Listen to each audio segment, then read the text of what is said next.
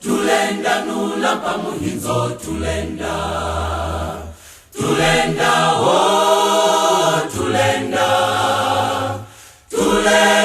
walibwanya kenani tulenda. Welcome back. Welcome again to our darling program, Re-Education Agenda for Africa, Edupreneurship, and would love that the word sinks, Edupreneurship, and we hope you are enjoying this program as much as we also feel somehow enlightened as we are enlightening also. Once again on this program, which comes to you simply through our concern about the need to share the light. I'm joined today again by two renowned professors. And this time around, I just want to say a little something about my professors that I'm with. And I'm sure you're enjoying following their discourse and how they are unpacking very important insights about life, education, and ultimately about salvation. In case you're missing the point, some of you could be so glued to thinking we are in a different world, in a world and in a business of salvation.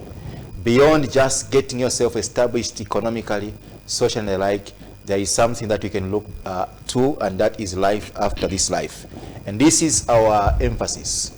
And so Professor Kachamba has been on this program with us for some time, and I've been always happy to introduce him as one of Zambia's longest serving permanent secretary in the Ministry of Education, and he speaks from that informed background and history.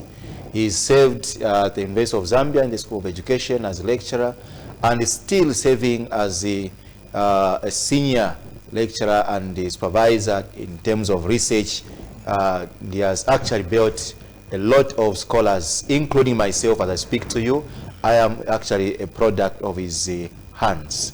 And today again we are joined by Professor Chipindi Ferdinand, coming from the School of Education, University of Zambia. And he is actually one of the propagators, if I can put it that way, of the decolonization of the African mindset. And so we meet on this platform simply to share those insights and how best we can make this child, we want to inherit our future Zambia, the way that that child should be. And so Prof. and Professor Kachamba, Professor Chipindi, it is once again our privilege and honor to host you on this program. Professor Kachamba, you can just say hi to the viewers. May I say exactly what my moderator here has said, viewers, and I'm very thankful to you all. Thank you. Professor Chipindi. Yeah, good greetings, viewers, and thank you very much, moderator. Thank you so very much. Once again, we'll be talking something that has to do with how we move forward.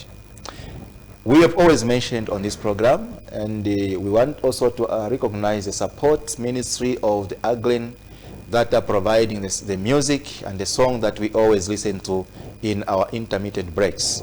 So I want to thank you and also wish you all the best in that ministry that you have undertaken. And so as we now proceed today, we have yet another interesting title. But before we go to today's, I would love, professors, that we can just have a recap of what we said last week. If there is anything that we want to see settled on the minds of our viewers, and not just the viewers today, but also posterity. What is it that we'd love to repeat and emphasize under the educating for business theme that we had in the last session? Professor Chipindi. Yes, thank you very much, moderator. And so, yeah, we had a very delicious conversation last week concerning the issue at hand. And I think what stood out for me from last week was Professor Kachamba's conceptualization of the idea and how central it is to drive this agenda. Once you have installed the idea in the mindset, you can never go wrong.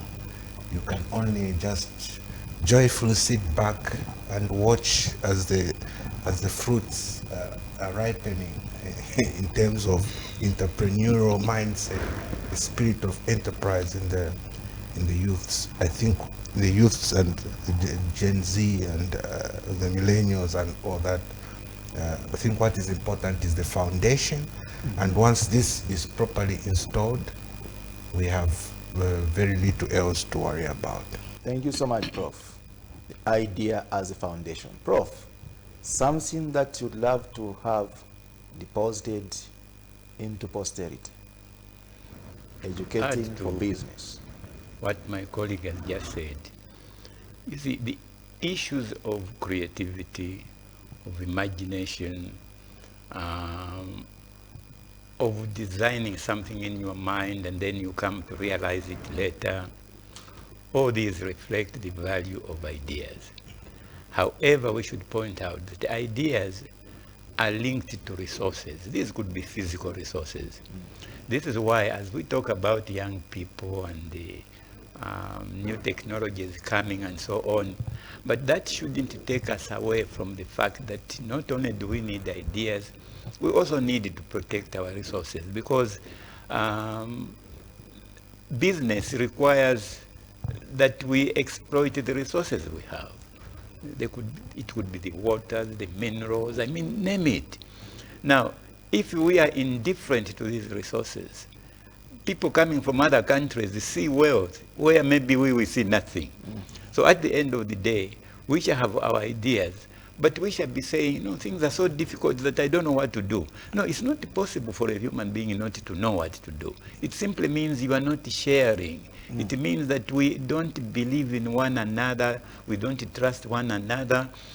And when you go into the issues of jealousy, of selfishness, of greed, all this is about difficulties in relationships. So we need to have relationships that promote business, that accept that what one is doing, if it is successful, we should be proud, and we should even tell our children, get to that man there, to that lady there. She will show you how it is done.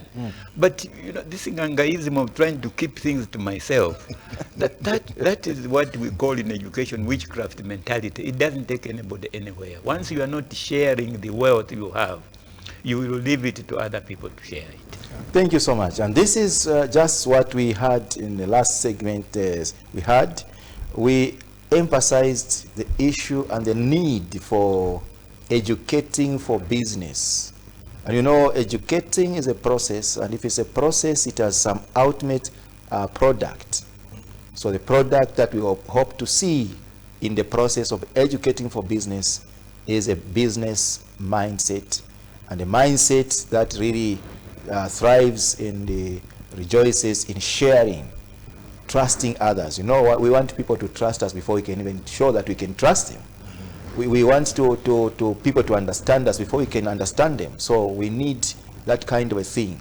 We actually talking about having commerce with morality, having work with or wealth with work as a product of work. That's business we're talking about here. And we actually emphasize the need for students, teachers, parents, leaders to create environments in which such skills are unleashed. The dictatorial tendencies that we see in most cases, even in classrooms, in homes, they just inhibit children's and workers, followers' ability to think creatively. So we are trying to say this era and this 21st century, let's have environments in which a business mind can be developed. That's what we actually discussed last week.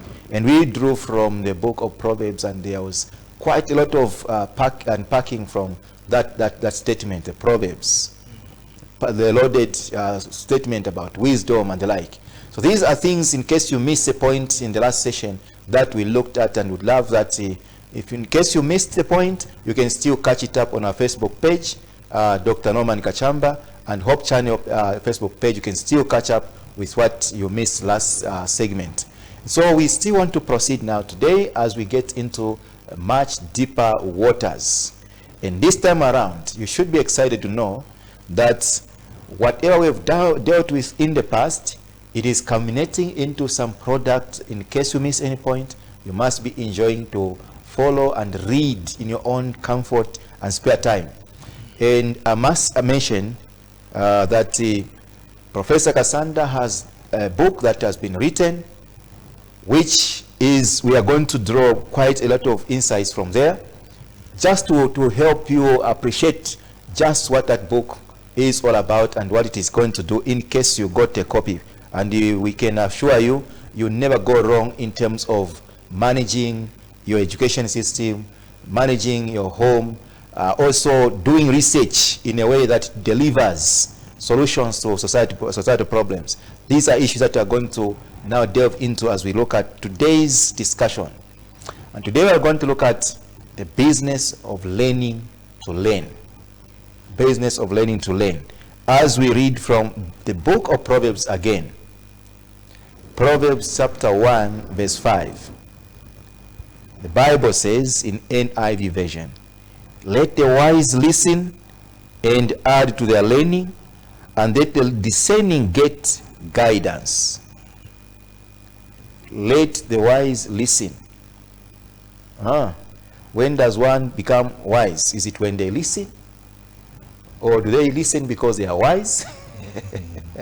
So, professors, those are issues that I want us to deal with. Let the wise listen and add to their learning. Add to their learning.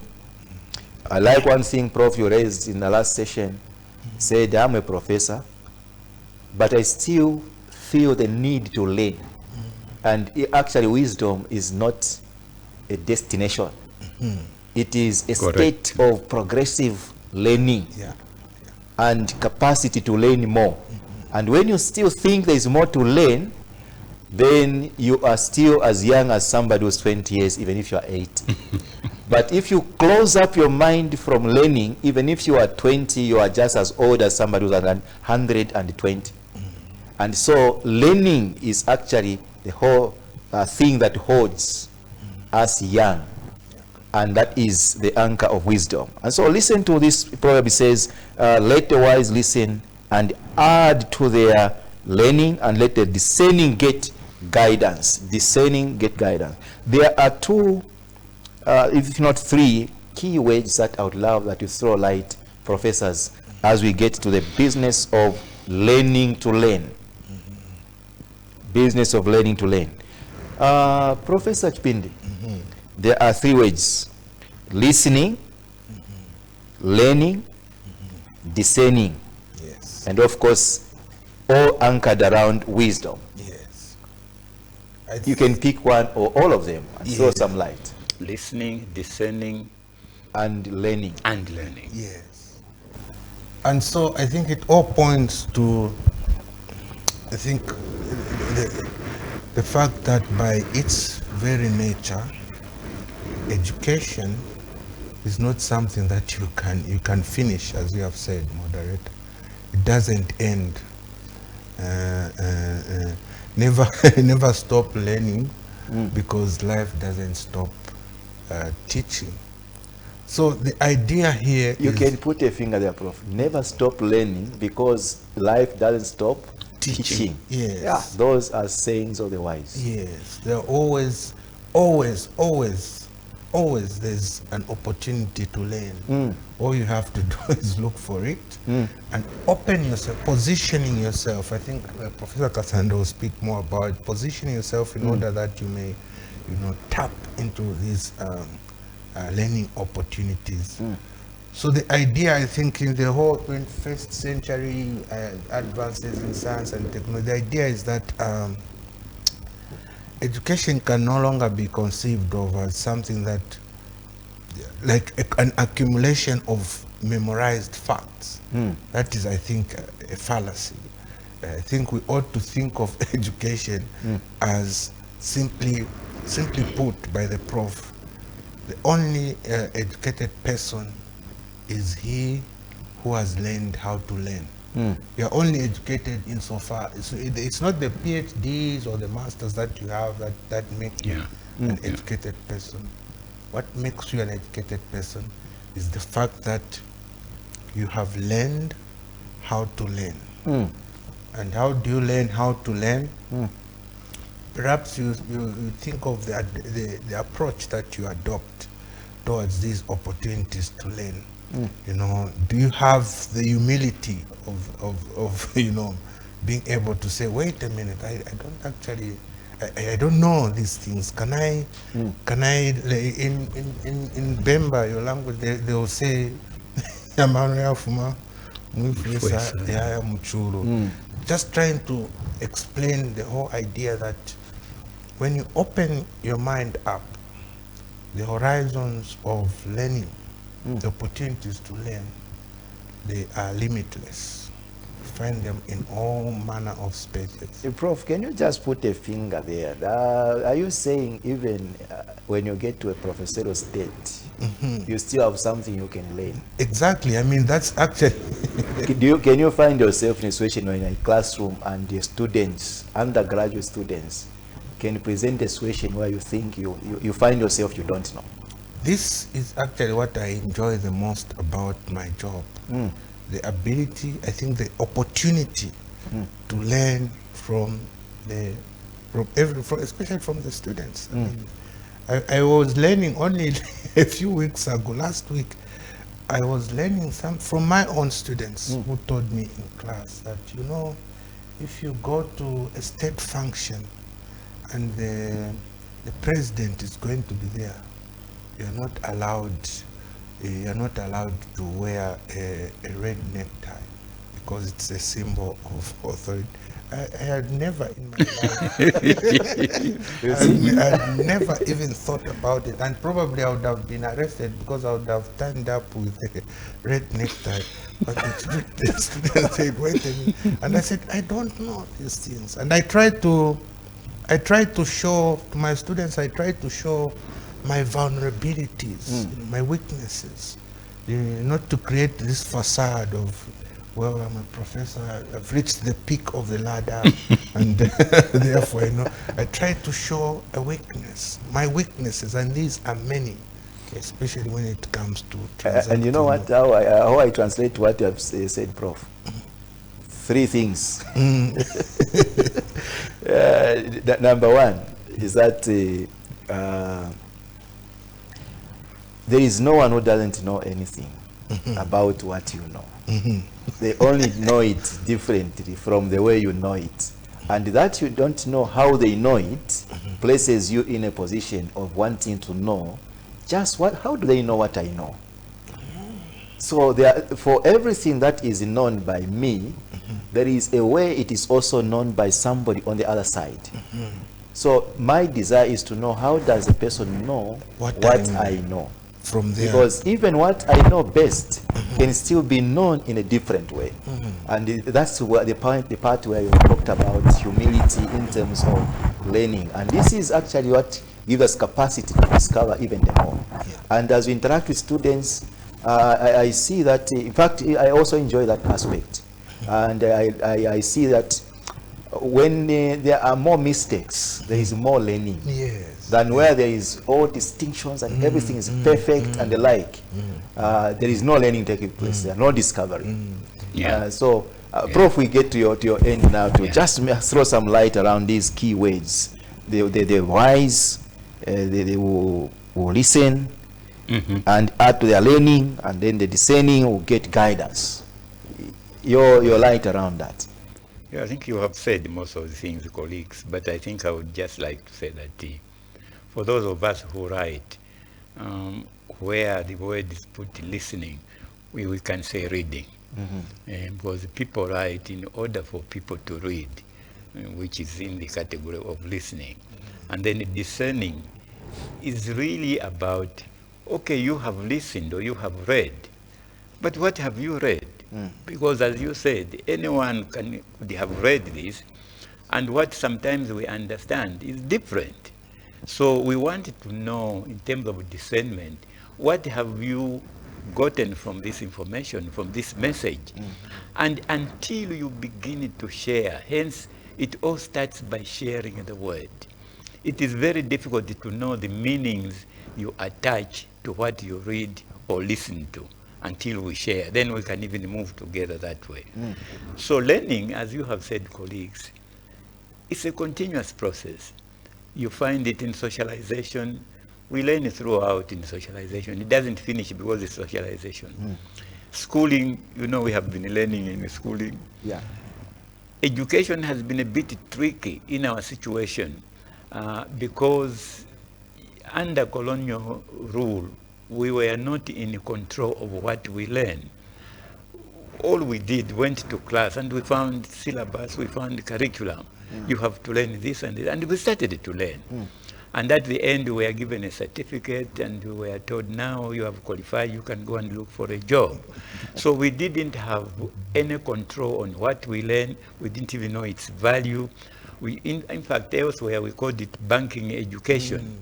Yes, you had to learn a lot and keep, like bank wapeleka so is a learned man. Yes. But if you were asked, There's a fat account. yes, but for what? And that's where the problems of education start. So the book you have referred to, The Business of Learning to Learn, essentially distinguishes the paradigms that schooling is concerned with, that socialization is concerned with, and that true education is concerned with. The idea was to make it very clear that when you see this, don't take this to be educational. This is merely schooling. You have to be schooled. Especially my colleague here will agree with me.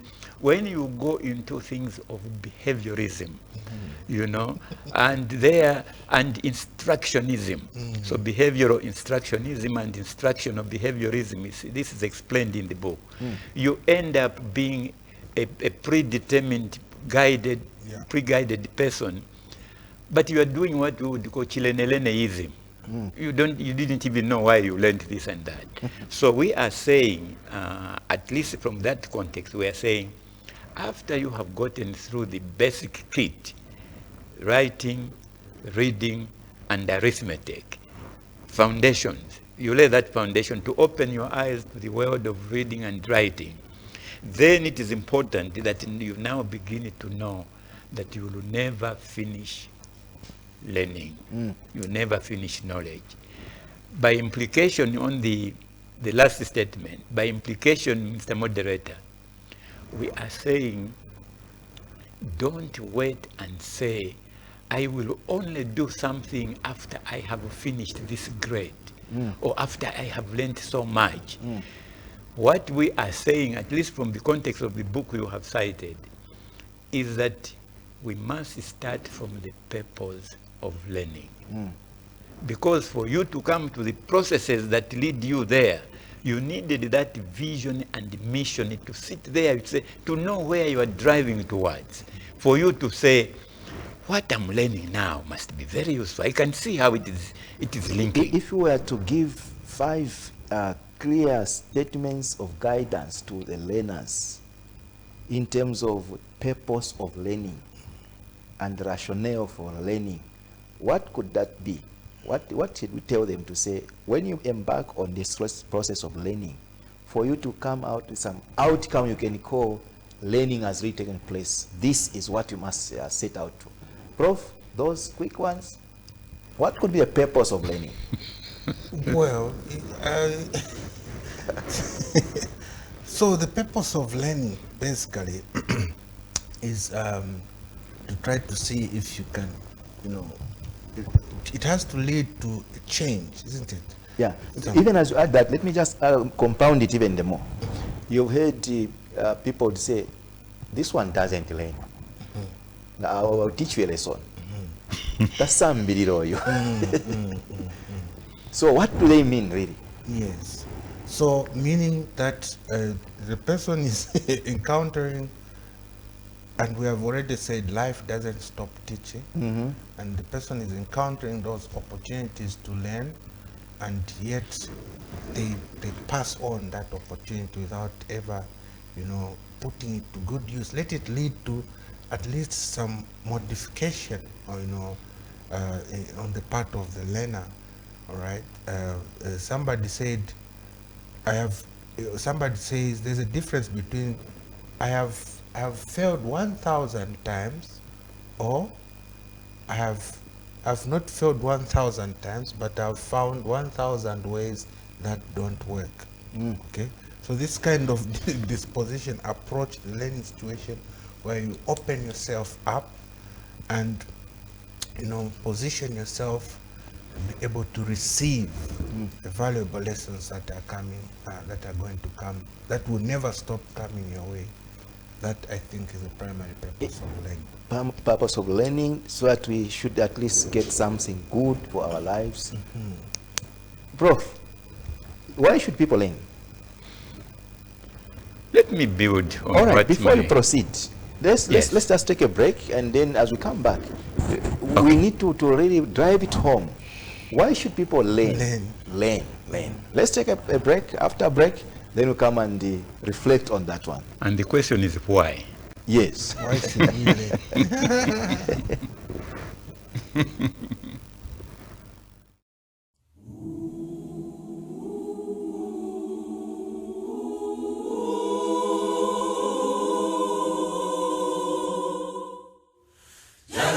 Magemba mwambi kubona bana gwe mubuhige kabapenda mwijipite wambaja Mose kabagushe Faro wabapeya balajairwa kubala shikoji Mose kabagushe Faro wabapeya guluza mwami mutalabala gemba mwami kuna mese kuna magungwe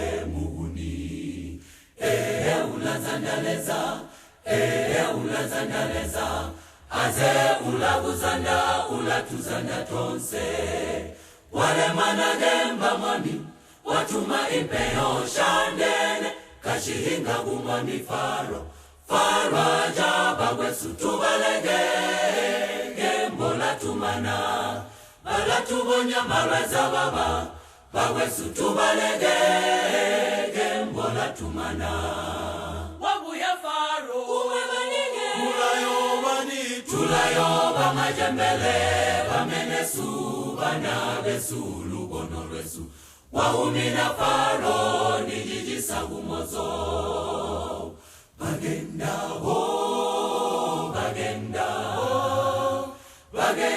bapopenkalagi bagenda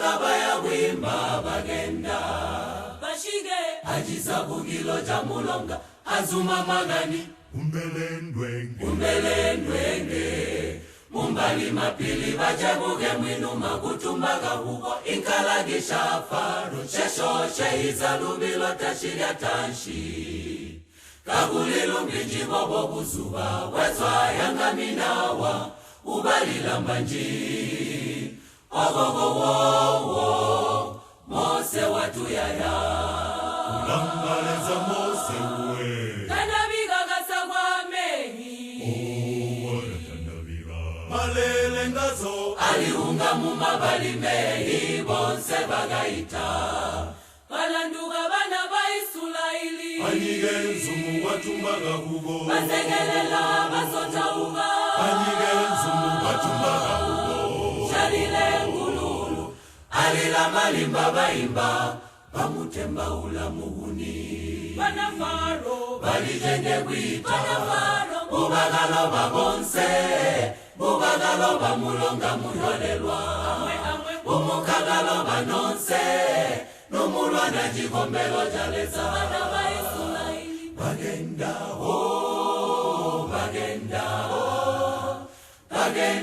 gabaya gwimba bagenda ulimwi mukanda azuma magani obalila langa Mose watupeya uswe tukalabwila mukanda mono tulashiga lili mukenani walampa muhinzo twalema malwa himbwe inyo twabona inzala atuyoge Mose uwe twaimba matuli ya mazani mabishaza miso ya eji kashilisha kusowa mwijipite lwendo lw'abaana ba Isirayiri galulirwa mapenyi.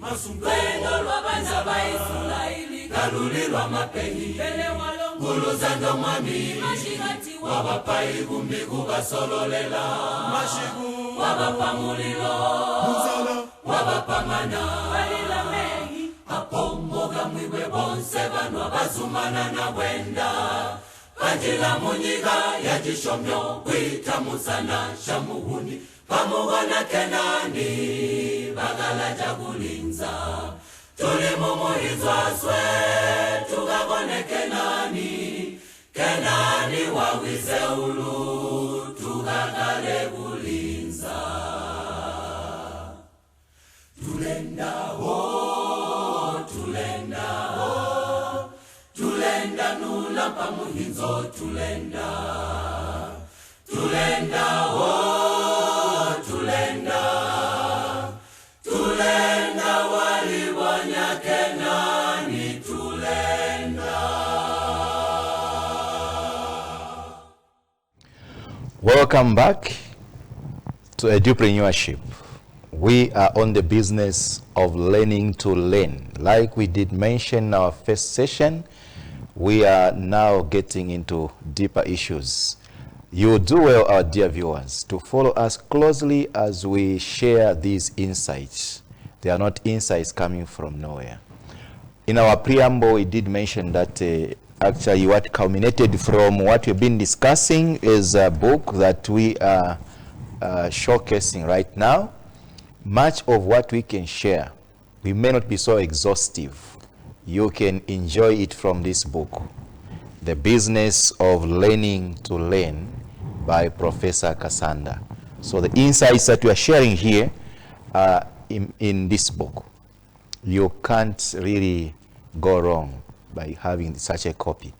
When we just ended the first, before the break, we were talking about learning, and I was actually trying to provoke my professors as to bring out real issues. Why do you think people should go to school or should learn?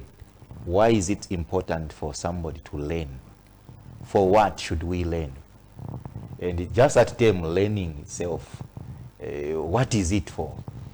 So even as I'll be speaking, I can assure you that if you got this book, you actually appreciate just what learning should be and what it should be for.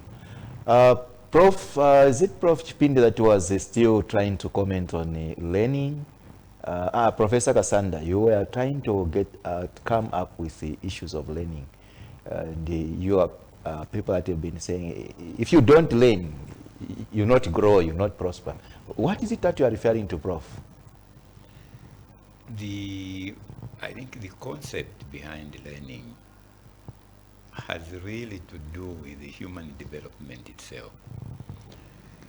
If we asked anybody to give us a country which developed and stopped, then there would be no need to learn. Yeah. Development is a continuous process. Even the countries we call developed countries, in fact, they are not developed as such. They are developing, but they always develop. Yeah. And if you are always making your life better, you are always fighting for things that will make your life easier, it means you cannot continue with the knowledge that you had at a particular time.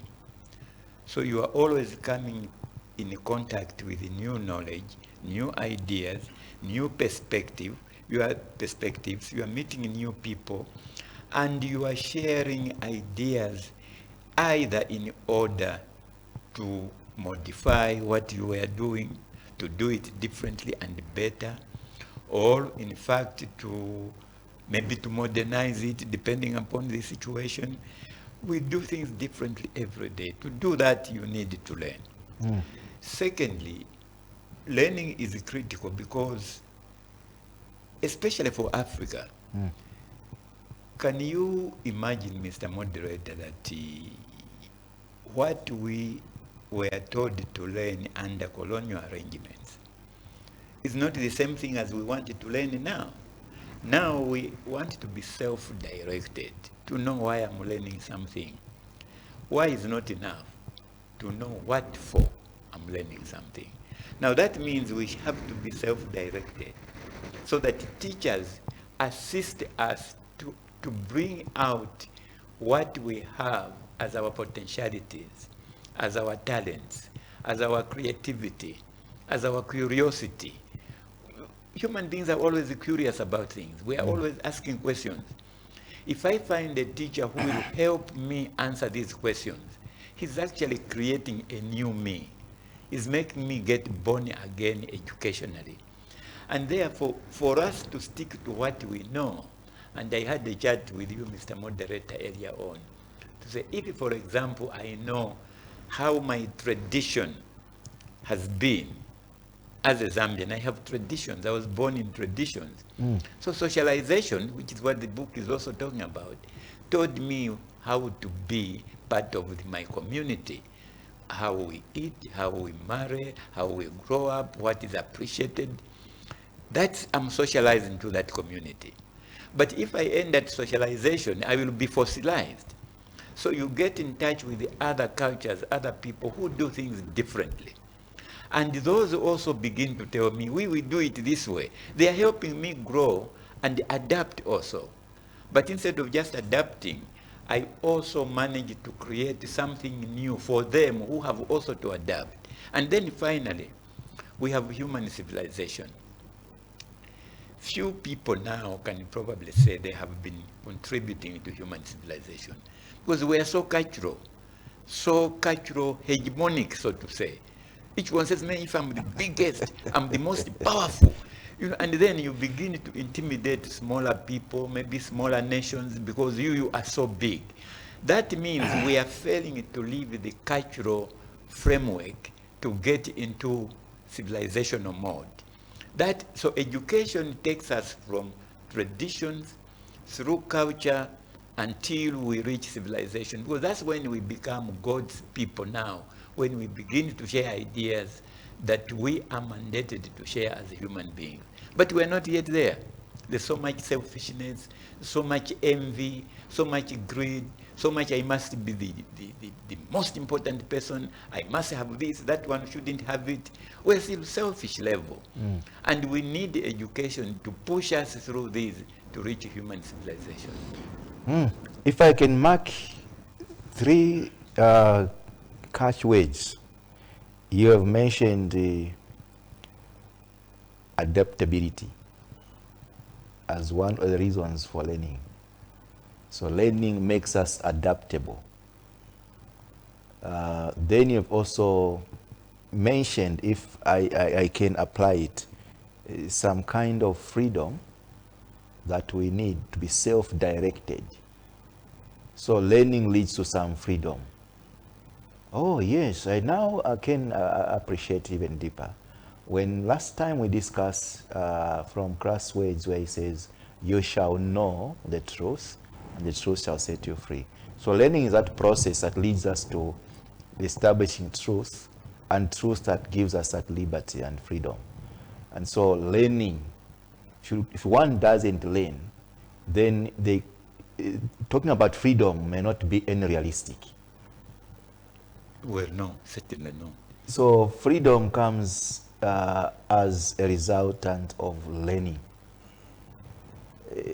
I'm about to make a clear inference when I look at how we now are living in a world of sin. Before sin, learning was still there in the Garden of Eden for the sake of discovering the mysteries that are there in nature that God had created.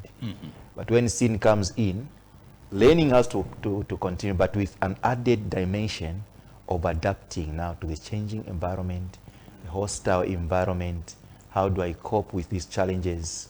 And how do I fit in these societal standards and requirements? And this is where, Prof, you've talked about the culture. And you've used those big words. Now, our dear viewers, don't worry about some of the terms that you get. You know, learning is also adding some of the words that you could come across. Don't be worried about, no, the Prof has used that term. It is just as easy to appreciate that that is learning that is taking place. and you'll get to appreciate as we proceed. Prof, as to why should people learn? Yeah, and you remember as parents want to children that learn quickly. Yeah, learn fast. Yes, because it's synonymous to, I mean, growth. I mean, so it's development. Yes. Right, and so when we look at the trajectory, we have referred to the Garden of Eden. It was thousands of years ago, probably say 4,000 years ago. And where society is now, I think before coming, I said, moderator, we had a conversation about society 1.0, the pre-industrial society, 2.0, 3.0. I actually, until this morning, I thought we were in the society 3.0.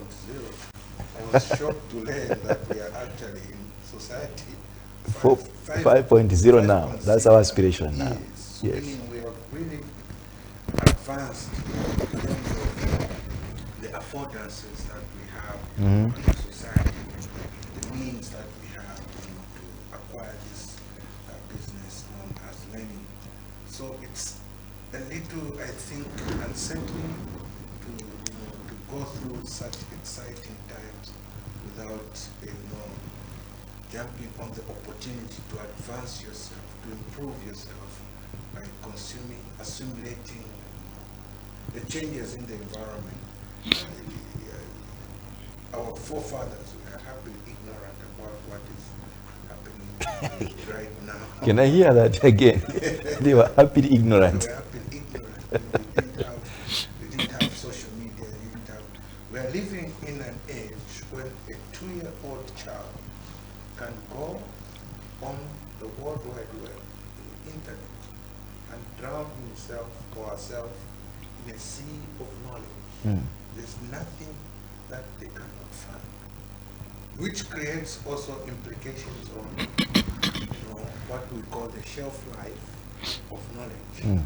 So knowledge has a shelf life. It becomes obsolete at a certain time when new information emerges, new knowledge comes forward to take the place of the old knowledge. And so, having this, bearing this in mind, you have a shelf life of knowledge, meaning the knowledge that you had 20 years ago has probably become obsolete. And in order for you to, keep abreast, in order for you to fully enjoy the virtues of humanhood, I think you want at each time to take stock of what is coming on board. So that's why we are saying learning does not stop, because information keeps coming out. Yeah. In order to live a fulfilled life, you have to really, really assimilate information that is coming up, and learning is the best way to do it. And so, viewers, you get it for yourselves. We are harping on the same note: learning, growth, and development. These go together. You cannot just talk about learning or development, advancement, if there is no capacity to learn. This reminds me of some of these songs that we've listened to, where some people say, no, in that new kingdom, there will be no learning, there will only be singing. But how do you sing before you learn? You can't sing a song that you have not learned. So nearly everything that we do begins with learning. So doing and doability begins first with learning. No learning, no doing. And if we do without learning, then whatever we're doing, I don't know what Prof would call it, if you find yourself doing what you have not learned, but you just find yourself doing it. Is there such a thing like one who can do something you have not learned? And this is a situation where you find people talk about, no, going to school is a sheer waste of time, because those things we do them. Because they think they do them without schooling. And to them, learning is confined to a school setup. Outside the school setup, there's no learning. But I think learning is bigger just than the school setup. Yeah, learning takes place in a school setup. That is part of it. It's not everything. So what we are getting to, dear viewers, is to appreciate the business of learning to learn. Now, as we have highlighted now issues to say, learning really is part of our lives. You cannot separate life from learning. Like Prof, you mentioned, don't stop learning because life never stops teaching. So meaning, as long as there's teaching that is coming or the environment presents itself with opportunities that require change, then we have all reasons to continue adapting and adopting those new things to our ways of living. And now kindly help, let's help ourselves as we help the audiences. We have what we call the curriculum. Yes, the curriculum in the school system. And so much has been said about the need to change the curriculum, and probably we can get some direction that may lead us to being better people. And we've seen that is happening in Zambia today. There are different curricular issues that have arisen, and a lot has actually taken place. Prof. Kasanda, you know very well how the history of our curriculum. Now we are getting to a new curriculum with that framework, which is now in the public. It's not anything that we can talk about. We are yet to know how ready we are to execute it, but the curriculum framework has come. A levels are coming, and all those career pathways that are there. Are they getting us to any better Zambia? Maybe before commenting on that, there's something you said earlier which I thought is very important. One of the other reasons for learning is that we are not created the same as human beings. Mm-hmm. We have different opinions on things, we see things differently, and yet we have to share to know what you are thinking so that I compare with what I'm thinking, Mm-hmm. and so that we can find harmony. That is not true in marriage, in any relationship that exists. So learning from one another is really being natural, recognizing that God gave us different talents, different possibilities and abilities, and through this sharing, that's how we come to find learning central in whatever we do. Yeah. Now, where the difficulty is where those who decide who learns what may not be necessarily those who are learning. Because those who are learning are supposed to be there. You know, we call it the prescriptive learning or methodologies or whatever.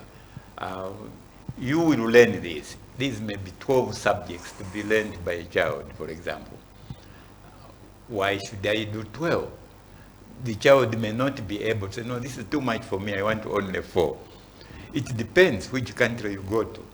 So the choice of who makes that choice of what to learn is quite critical. And that's why curriculum development is a very serious thing. On the other hand, if we allow the learner to participate and say, look, me, I think I'm like this, I love this, I've been observing this, and you have given me books to read, I've been reading about this, I think this is what I like to do. So what should be my focus? Again, how free are we? So in the Zambian setting, for example, you talked about reintroduction of A-levels. Maybe you talked about certain subjects again coming in or not, or coming earlier in a grade at a later grade. You may find that these kind of reforms, we refer to them as either normative or structural reforms. But the reform which Zambia may need now mostly is one where the idea is about why, not even why.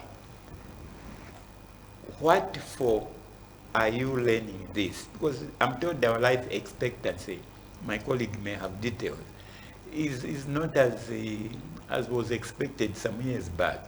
We may now be in the 40s. So we don't have much time to waste time learning everything on earth, thinking that we shall be better people because we have done mathematics, we have done science. You can do all these at any level and still remain useless in life. They may not make you use them. So what you do is to focus. You need to say, what am I learning this for? Then you can decide. If I'm learning, in fact, not what am I learning this for, what do I want to be in life? What do I want to do? What do I want? Where do I have my qualities? When you identify those, then you can go to experts and say, what subjects will be the best for me to enable me become what I want? And then they will give you those. The next thing will be what are the best learning strategies or methodologies that I think are linked to what I want to do? Now, this is what we call having a vision. People think having a vision, usually our students will think having a vision is a spiritual issue. No, no, no, no. It's just knowing what you want to do in life, think about it, read around it, ask your colleagues about it, and at the end say, when you are beginning to form something, go and read again to legitimize your position, and then say, I think this is what I want to be. You know what? You will appreciate the strategies adopted, the methodologies you adopt. Why? Because a methodology requires resilience, requires hard work, requires being at it. So what we came up with at one time, which was called the OBE, do you remember, Prof? Outcomes-based learning system. That in a way was fake in a bit, because it told the students, just look at the end of the line and you will see the fruit of what you want and stick to it. But they ignored the methodology. How do you get there? The pathway is critical, and the pathway is really where God's message is. I'll judge my products by the resilience, the tenacity, the perseverance. In some books, I think it is even called long suffering. Why? Because it's a methodology which cultivates our character, our discipline, our obedience can be shown through what we are passing through. But many times we want the fruits of education. At the end of the line, no, that one will not happen. And this is why you see countries which have been developing and are continuing are about methodologies. Thank you, Chair. Thank you, Prof. Thank you, Prof. You know, viewers, we have people that are loaded here, and sometimes the time goes against us, and we just want now to get to the hot issues, if I can put them that way. The reason for learning, and probably the best way to learn in the era of information explosion, Prof. Students don't go to class to go and find information. They actually come with information. They get it everywhere. So when you talk about these issues like data on social media, civic education, you find them everywhere. So what should be the purpose of having students around even? I want to also to be a little bit blunt on that. We are busy investing a lot of resources in building physical infrastructure. And yet when you walk into these universities, are going to find the student enrollments are very low. Physically present in the campuses, they are very low. Go to the virtual space, are going to find there are a lot of students out there that are busy taking the same courses. And yet you find school administrators are busy pumping a lot of money, putting up new buildings. Yet the old buildings are empty. So what is the logic behind that? And then where should our university be focusing their investment and direction as we look at the business of learning to learn? Yes. And so, yes, a paradigm shift already in the era of virtual technologies and the movement away from the physical resources, physical infrastructure towards the virtual space and all the affordances of the digital era. But I think I want to draw attention to two important starting points here. There are two competing,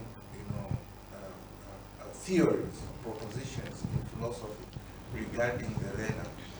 The first one is the tabula rasa, like the blank slate.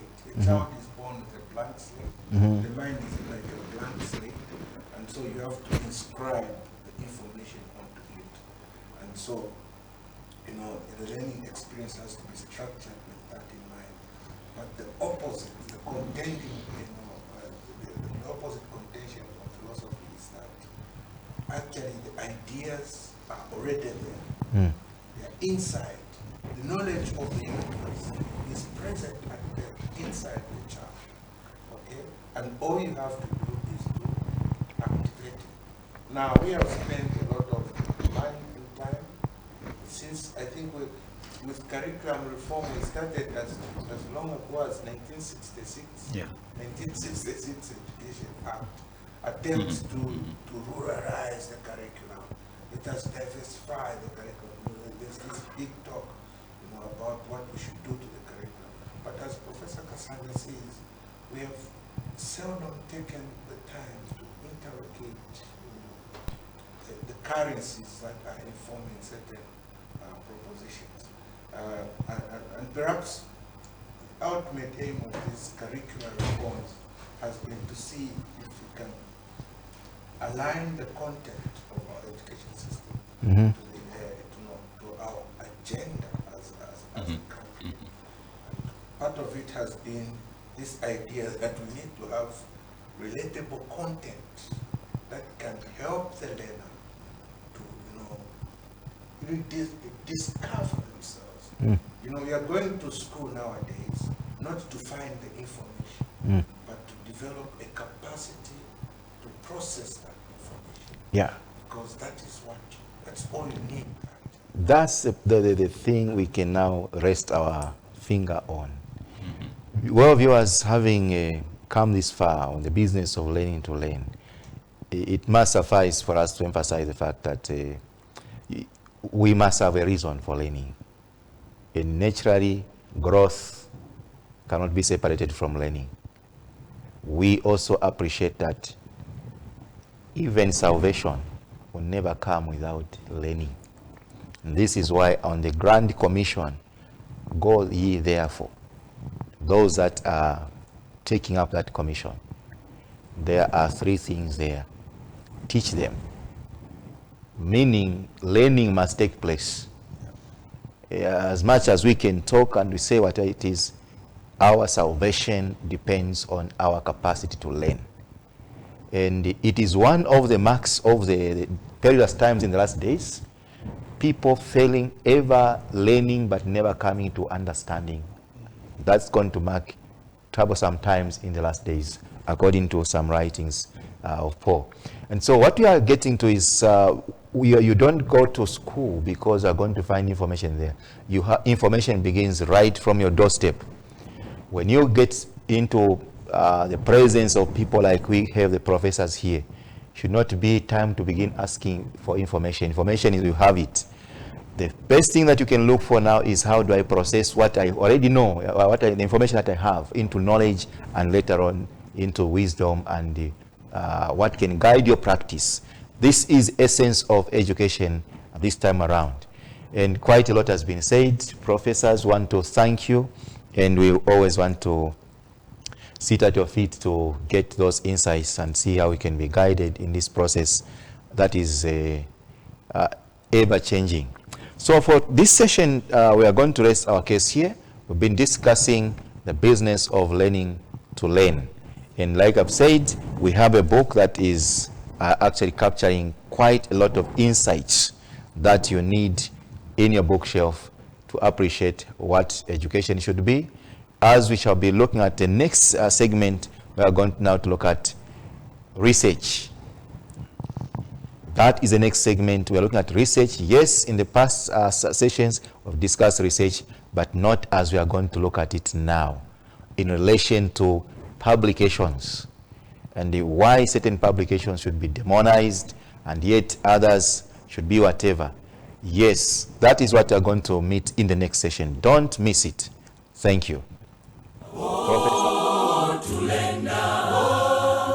Tulenda nula pamuhinzo tulenda